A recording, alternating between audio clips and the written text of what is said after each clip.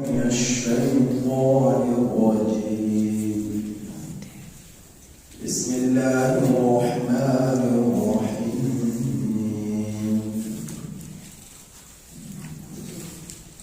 وإذ قلنا للملائكة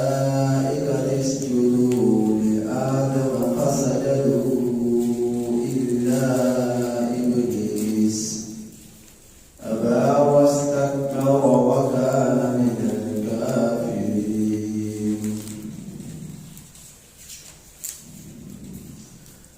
اور یاد کرنے کے قابل وہ وقت جس وقت ہم نے کہا وَإِذْ قُلْنَا لِلْمَلَائِكَةِ اور جس وقت ہم نے کہا فرشتوں کو اسجدوا سجدہ کرو لآدم آدم فسجدوا الا ابلیس تو ان سب نے سجدہ کیا سوائے ابلیس کے سوائے شیطان کے ابا اس نے انکار کیا واستکبر اور تکبر کیا وَكَانَ مِنَ الْكَافِرِينَ اور وہ تھا کافروں میں سے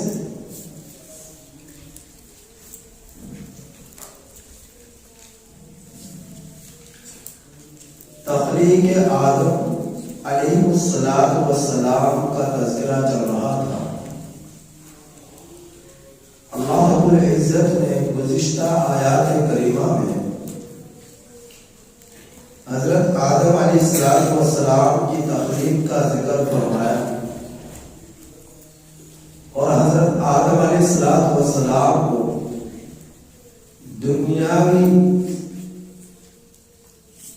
دنیا کے اندر دنیا کے خواص آثار اور علم سے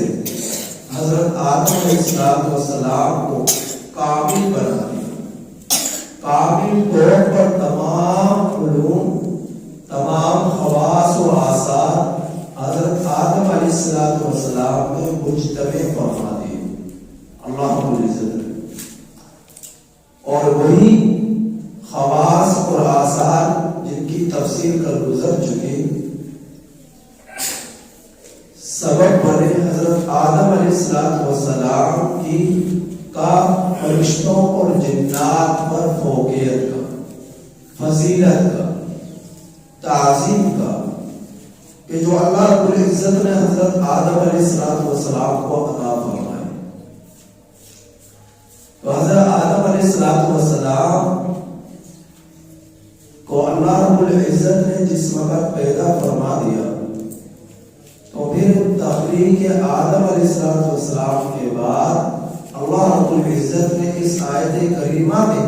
جو ذکر فرما رہے ہیں اللہ تعالیٰ نے کہ اب ایک تو علم کے اعتبار سے خواص اور آثار کے اعتبار سے حضرت آدم علیہ السلام کی فضیلت جنات اور ملائکہ پر اجاگر ہو گئی تو اللہ تعالیٰ نے پھر ارادہ فرمایا کہ کیوں نہ عملی طور پر بھی ان سے اس کی تعظیم کروائی جائے فرشتوں سے اور جنات سے حضرت آدم علیہ السلام کی تعظیم کروائی جائے تو اس کے لیے حکم دیا عملی جامع حضرت آدم علیہ السلام کی عظمت کو پہنچانے کے لیے حضرت آدم علیہ السلام کے بڑھتے ہوئے کو مزید عملی طور پر اجاگر کرنے کے لیے اللہ تعالی نے حکم دیا فرشتوں کہ تم لوگ سجدہ کرو وَإِذْ قُلْنَا لِلْمَلَائِكَةِ اسْجُدُوا لِآدَمَ حضرت آدم علیہ السلام کو سجدہ کرو تو فرشتے فوراً اللہ کے اس حکم کو سن کر سجدے میں گر گئے اور شیطان ابلیس نے ابا واستکبر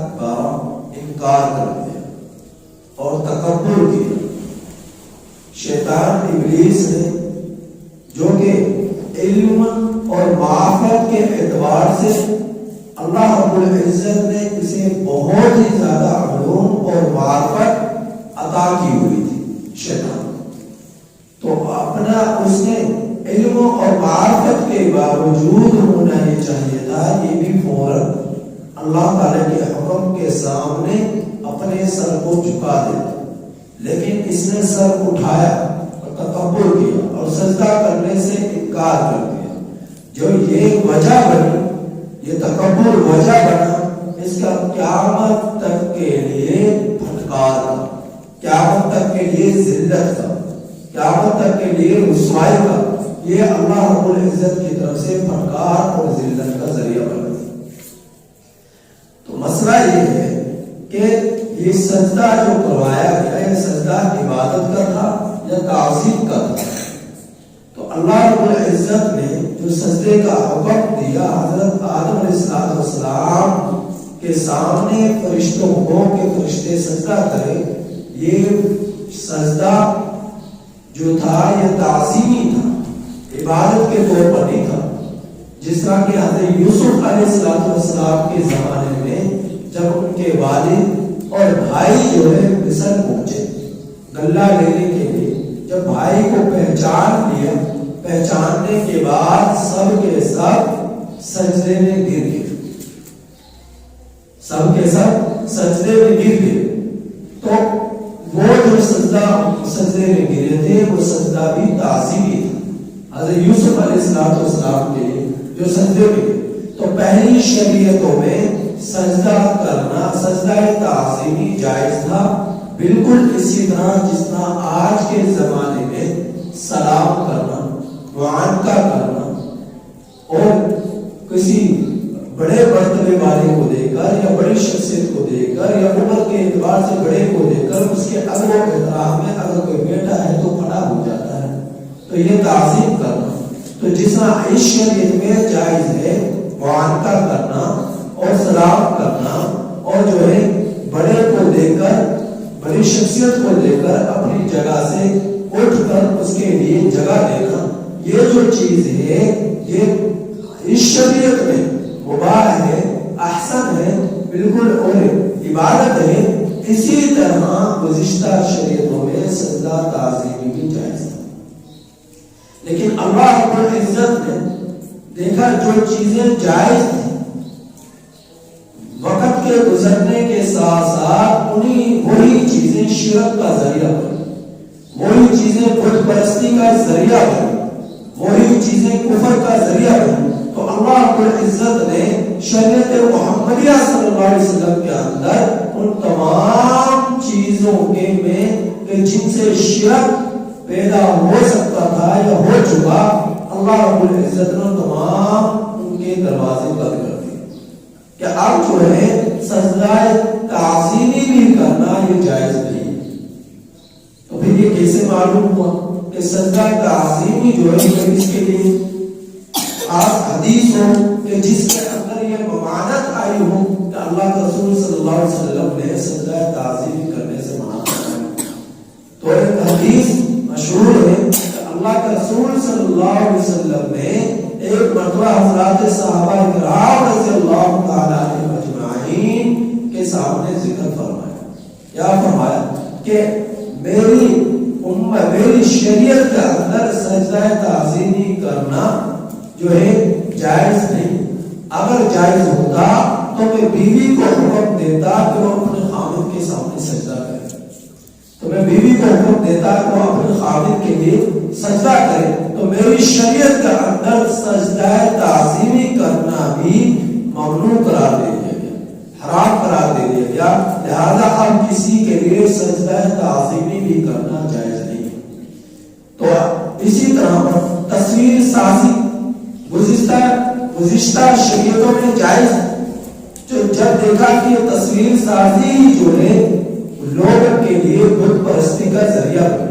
لوگوں نے انہی تصویروں کو معبود بنانا شروع کر دیا تو شریعت محمدیہ صلی اللہ علیہ وسلم کے اندر سجدہ تعظیمی کے تصویر سازی کو بھی حرام قرار دے دیا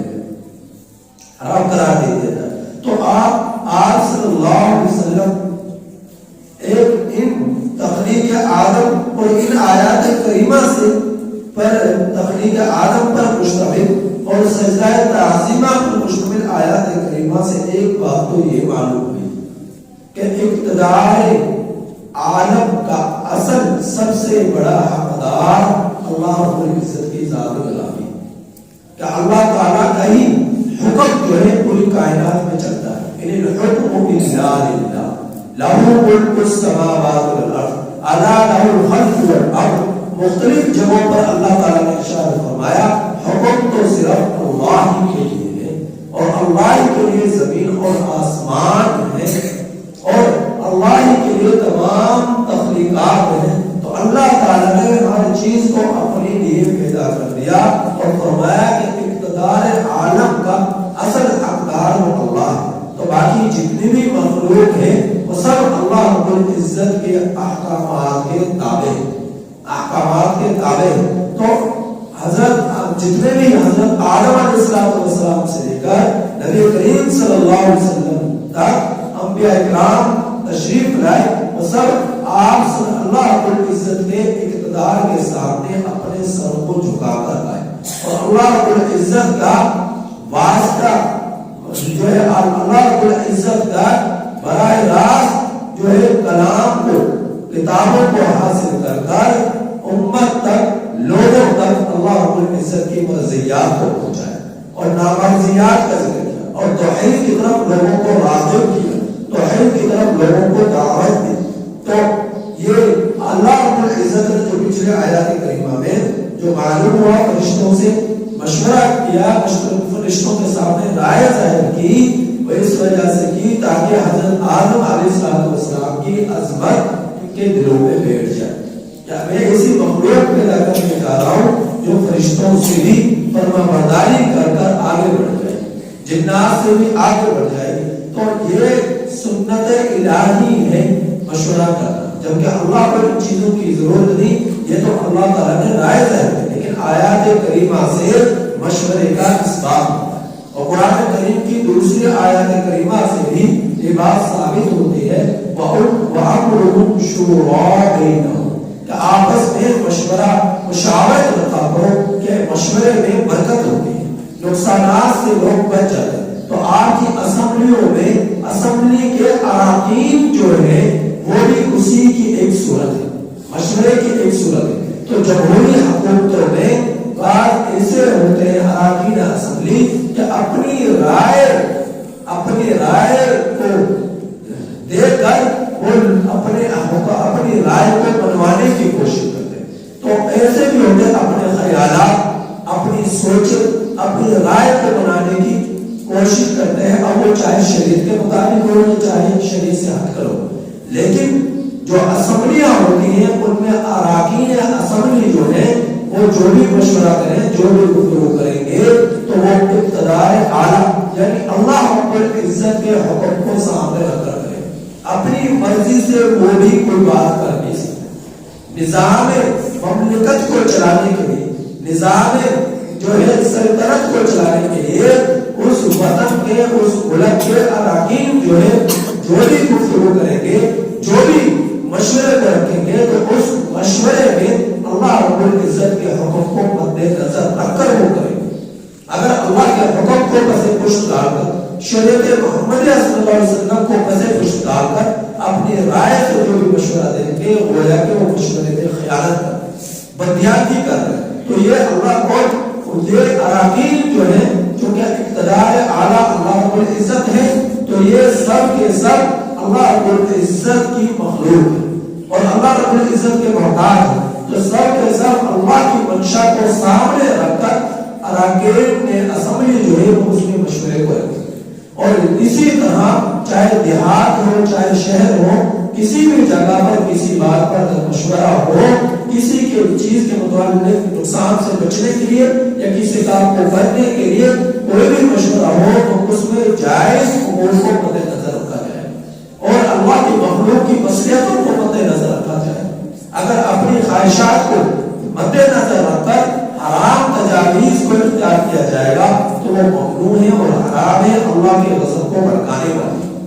اللہ رب العزت کے غضب کو بھڑکانے والی ہے۔ تو ان آیات کریمہ میں اللہ رب العزت نے فرشتوں کو حکم دیا سجدہ کرنے کا. اب فرشتے مخاطب ہیں تو پھر یہ جنات میں سے تھا یہ شیطان، تو یہ سجدے میں کس طرح آ گیا؟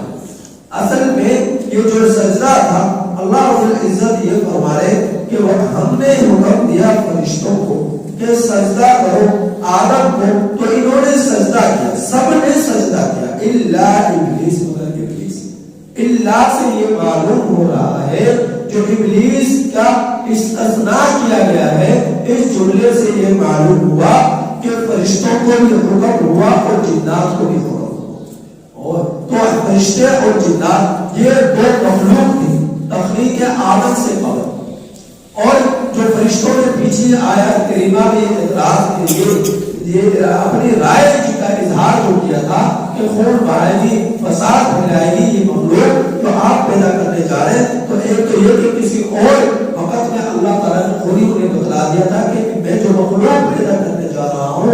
اس کی یہ صفات ہوں گی، یہ جذبات ہوں گے، اور یہ کام بھی وہ کر سکیں گے، ان کو اختیارات دیے جائیں گے. یعنی میں اپنے اختیارات میں سے انہیں اختیار دوں گا، چاہے وہ جو راستہ چاہیں گے وہ اختیار کر کر زندگی بسر کر سکیں، چاہے میرے راستے کو چھوڑ کر چاہے میرے راستے کو چھوڑ کر. تو اللہ رب العزت نے انسان کے بارے میں، انسان کی سوچ میں، انسان کے جذبات میں جو خیالات اللہ رب العزت نے پرو دیے کہ وہ اس خیالات میں چاہے غلط راستے کو چھوڑ کر زندگی بسر کرے یا درست راستے کو چھوڑ کر زندگی بسر کرے، اس سب کا تذکرہ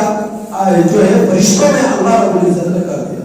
دوسرا، اس وجہ سے فرشتوں نے اللہ تعالیٰ کے سامنے یہ بات ذکر کی، اس میں حکمت کیا ہے. اور دوسری یہ وجہ بھی تھی کہ تخلیق آدم سے قبل اس روئے زمین پر جس طرح فرشتے آباد تھے، آسمانوں میں فرشتے آباد تھے، پوری کائنات میں فرشتے آباد تھے، اسی طرح جنات بھی آباد تھے. تو جنات کو دیکھا کہ ان کے اندر شر بہت زیادہ تھا، ان کے اندر جو ہے شر بہت زیادہ تھا، حسد بہت زیادہ تھا، جھگڑے بہت زیادہ تھے، تو فساد بہت زیادہ تھا. تو جنات فرشتوں نے ان کی حالت کو دیکھ چکے تھے، تو اس وجہ سے انہوں نے کہا کہ یہ جنات یہ کر رہے ہیں تو یہ تخلیق آدم جو ہے اولاد آدم بھی یہ کام کرے. تو اللہ اس وجہ سے انہوں نے اللہ تعالیٰ کے سامنے اس رائے کا اظہار کیا کہ پھر اس میں حکمت اور بصیرت کیا ہے. تو غرض اس آیت کریمہ میں جس طرح فرشتے مخاطب ہیں، ملائکہ مخاطب ہیں، بالکل اسی طرح جنات بھی مخاطب ہیں. تو لیکن فرشتوں کو اس وجہ سے ان کا نام جو ہے واضح طور پر ذکر کیا کیونکہ فرشتے جو ہے جنات سے افضل، فرشتے جو ہے جنات سے افضل ہے کہ جنات کے اندر شر کا مادہ غالب، ان کے اندر فساد غالب تھا، نیکی کا مادہ کم تھا، نیکی کے جذبات کم تھے، تو ان کے اندر فساد زیادہ تھا، تو عبادات میں یہ بہت پیچھے تھے، جبکہ فرشتے عبادات میں نیکیوں میں بہت آگے بڑھے ہوئے تھے، گناہ نام کی کوئی چیز کو بھی نہ تھی. اور سجدہ کرنے میں فرشتے پیش تھے، تو فرشتوں کا ہی ذکر کیا اور ضمناً جنات کا بھی ذکر آ گیا، ضمناً جنات کا بھی ذکر آ گیا. اور یہ شیطان جو تھا جنات میں سب سے افضل تھا، سب سے اعلیٰ تھا. اللہ رب العزت نے اسے علم اور معرفت سے اس میں بھرمار کی ہوئی تھی، اس کو علم اور معرفت کامل طور پر اللہ رب العزت نے عطا کیا ہوا. لیکن وہی علم، وہی علوم اور معرفت جو ہے اس کے تکبر کا ذریعہ بنے، اس کی گمراہی کا ذریعہ بنے، اس کے انکار کا ذریعہ بنے. تو اس نے انکار کیا اور سجدہ نہ کیا. تو یہ تعاوض الملائکہ اس شیطان کو کہا جایا کرتا تھا. اس قدر اس نے عبادات کی کہ فرشتوں میں اس کا شمار ہونے لگا. گناہ نام کی کوئی چیز روئے زمین پر کوئی حصہ اس نے ایسا نہیں چھوڑا کہ جن جگہ پر اس نے اللہ کے لیے سجدہ نہ کیا ہو، اللہ کے لیے عبادت نہ کی ہو. آسمانوں میں کوئی کنارہ ایسا نہ چھوڑا کہ جس میں شیطان نے اللہ کی عبادت نہ کی ہو. صرف اسے گمراہی کی طرف دھکیلنے والی جو چیز تھی وہ یہی تھی کہ اس نے تکبر کیا اور اللہ تعالیٰ کے سامنے مقابلہ کیا اور اللہ تعالیٰ سے جو ہے اللہ تعالیٰ کے سجدہ کرنے پر اعتراض کیا کہ اللہ تعالیٰ کا حکم جو تھا سجدہ کو حضرت آدم علیہ السلام کو سجدہ کرنے کا اس بات پر اس نے تقابل کیا شیطان نے اور اعتراض کیا، اور اعتراض کرنا وجہ بنا اس کے تکبر کا، اس کے گمراہی کا، جو اس نے تکبر کیا گمراہی میں مبتلا ہو گیا۔ تو اللہ رب العزت نے اس نے تکبر کیا، قیامت تک کے لیے اس کے پر پھٹکار کری، قیامت تک کے لیے اس پر پھٹکار کری، اور قیامت کے دن بھی یہ ذلیل اور رسوا ہو کر جہنم کے اندر جائے گا، کیونکہ قیامت تک کے لیے اسے دھتکار دیا گیا۔ تو اس کا اس نے تکبر کیا اور یہ کافروں میں سے ہو گیا، انکار کرنے والوں میں سے ہو گیا۔ تو اللہ رب العزت کے حکم کے سامنے اس نے اپنی پیشانی کو جھکانے کے بجائے اسے تان کر رکھا، سر کو اٹھا کر رکھا، تو یہ اس کی گناہی کا ذریعہ بنا، اللہ کے غضب کا ذریعہ بنا۔ تو حضرت آدم علیہ السلام کی عظمت اجاگر کی اللہ تعالیٰ نے ایک تو ان کے انسانوں کے خواص،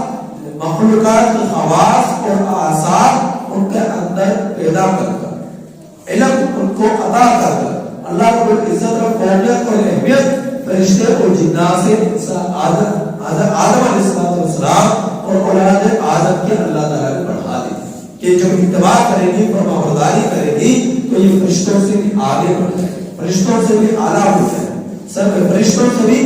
عظمت والے ہو جائے گی جب یہ میری اتباع میں زندگی بسر کرے گی۔ اور دوسرا عملی طور پر بھی اللہ تعالیٰ نے پوری طرح یہ جامع پہنا دیا حضرت آدم علیہ السلام کی عظمت کو کہ فرشتوں سے اور جنات سے سب سے سجدہ کرایا، اور کس کے سامنے کرایا؟ حضرت آدم علیہ السلام کے سامنے کرایا، اور یہ سجدہ تعظیمی کروایا کہ سجدہ کر کر حضرت آدم علیہ السلام کے قدموں میں جھک کر عملی طور پر بھی اظہار ہو جائے کہ حضرت آدم علیہ السلام کی عظمت فرشتوں سے بھی بڑی ہوئی،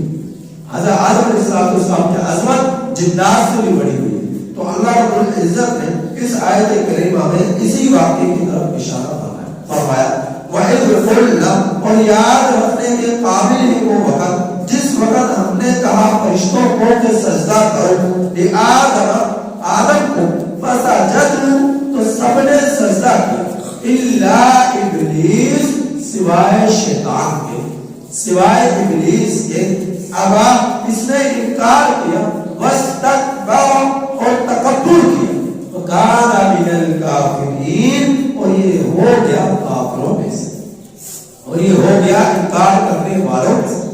یہ ہو گیا انکار کرنے والوں میں سے، کفر اختیار کرنے والوں میں سے۔ تو شیطان جو ہے کافر بن کر اللہ رب العزت کے دربار سے ذلیل اور رسوا ہو کر قیامت تک کے لیے جو ہے نکال دیا، اسے بھگا دیا گیا، نکال دیا گیا۔ تو تکبر یہ شیطان کے اوصاف میں سے ایک صفت ہے، تکبر کرنا، بڑائی کرنا، غرور کرنا، گھمنڈ کرنا، لہذا کسی کے بعد کتنی دولت اور دنیا کے مال و متاع کیوں نہ آ جائے، دنیا کی فراوانیاں کیوں نہ آ جائے، کبھی بھی تکبر نہ کرے، کبھی بھی اپنے آپ اندر جو ہے بڑائی کو لوگوں کے سامنے ظاہر نہ کرے کہ میں بڑا ہوں، مجھ سے بڑا کوئی نہیں، میں بڑا ہوں، مجھ سے بڑا کوئی نہیں۔ تو سجدہ تعظیمی گزشتہ امتوں میں جائز تھا، اس امت میں جائز نہیں کہ کہیں لوگ جو ہے لوگوں کو سجدہ کرنا شروع کر دیں۔ تصویر سازی گزشتہ شریعتوں میں جائز تھی، لیکن وہی شریعت محمدیہ صلی اللہ علیہ وسلم کے اندر چونکہ آپ صلی اللہ علیہ وسلم کی شریعت میں آ کر دین کی تکمیل ہو گئی، تو تمام شرک کے دروازے کی شریعت کے اندر بند کر دیے گئے۔ تو اس وجہ سے تصویر سازی جو ہے یہ بھی ممنوع ہوگی، یہ بھی حرام ہوگی۔ اور تیسرے نمبر پر جو ہے ہم اس انداز میں کسی کے سامنے کھڑا ہونا جس میں نماز کے اندر کھڑا ہو، جس میں رکوع کرتے ہیں، سجدہ کرتے ہیں، تو کسی کے لیے رکوع کرنا بھی جائز ہے، کسی کے لیے سجدہ کرنا بھی جائز ہے۔ تو رکوع اور سجدہ یہ دو بنیادی چیزیں ایسی ہیں جو نماز کے اندر کرنے والا یوں سمجھا جاتا ہے جس طرح کہ نماز ہے۔ تو اس وجہ سے نہ تو کسی کے لیے رکوع کرنا جائز ہے، نہ ہی کسی کی تعظیم کے لیے سجدہ کرنا جائز ہے، اور اسی طرح کسی کی تعظیم کے لیے نماز جیسا کھڑا ہونا جائز ہے، ہاتھ باندھ کر جس طرح نماز کے اندر کھڑا ہونا جاتا ہے، اسی طرح کسی شخص کے سامنے اس کی تعظیم کی وجہ سے نماز جیسی حالت، نماز جیسی کیفیت رکھ کر اس